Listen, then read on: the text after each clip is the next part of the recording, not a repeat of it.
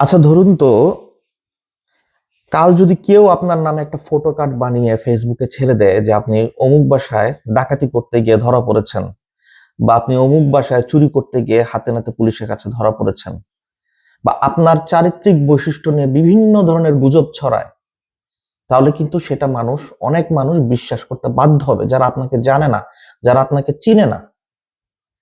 বাংলাদেশে ধর্মীয় সেন্টিমেন্ট ব্যবহার করে অনেকেই, এই যেমন হাদির প্রোফাইল পিকচার গত 3-4 মাস ধরে আমরা দেখছি যে অনেক আইডিতে হাদির প্রোফাইল পিকচার ইউজ করা হচ্ছে, নেকাব পরা একজন মহিলার প্রোফাইল পিকচার ইউজ করা হচ্ছে, ইরানের প্রোফাইল পিকচার ইউজ করা হচ্ছে।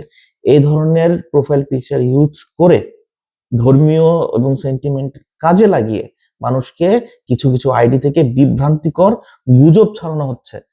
আপনার আমার বাসায় এরকম অনেকে বা পরিচিত এরকম অনেকেই আছে যারা ফেসবুক বুঝে না, নতুন নতুন ফেসবুক ইউজার, ফেসবুকে যা দেখে তাই তারা বিশ্বাস করে। তাদেরকে এই ধরনের গুজব বা অপতথ্যগুলা তারা বিশ্বাস করতে বাধ্য হচ্ছে।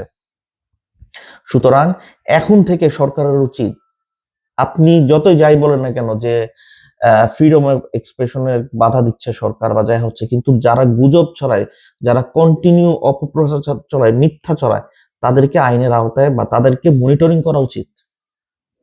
সমালোচনা আমরা সবাই করতে পারি, সরকারের সমালোচনা করার অধিকার আমাদের সবার রয়েছে, কিন্তু বাস্তবতা মেনে সমালোচনা করতে হবে। এই যে আজকে যে নারীকে গ্রেপ্তার করেছে, সামাজিক জগতের মধ্যে সবাই বলছে যে জ্বালানির বিরুদ্ধে তিনি পোস্ট করেছেন দেখে তাকে গ্রেপ্তার করা হয়েছে। আমি শুধু এতটুকু বলবো, তার প্রোফাইলটা একটু ঘুরে দেখুন, সে কি কি ধরনের অপপ্রচার চালায় বিভিন্ন বিষয়ে, সেগুলো একটু ঘুরে আসুন।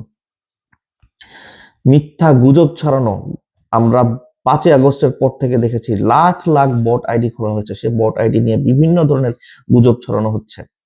এগুলা বন্ধ করা উচিত। সমালোচনা এবং গুজব এক জিনিস নয়। আপনাকে বাস্তবতা মানতে হবে। বর্তমান যুদ্ধ পরিস্থিতির কারণে সারা বিশ্বে জ্বালানি সংকট।